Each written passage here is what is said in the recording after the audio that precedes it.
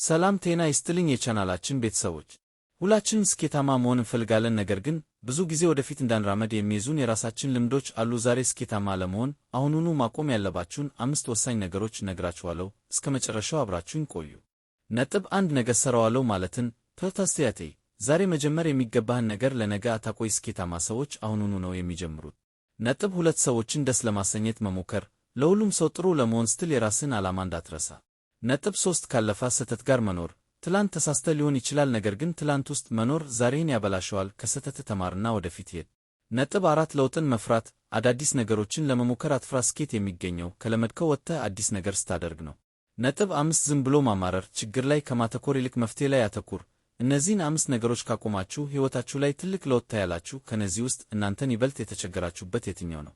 ኮሜንት ላይ ጻፉልኝ። ለቀጣይ ተመሳሳይ ቪዲዮዎች ቻናሉን ሰብስክራይብ ማድረግ እንዳትረሱ። አመሰግናለሁ።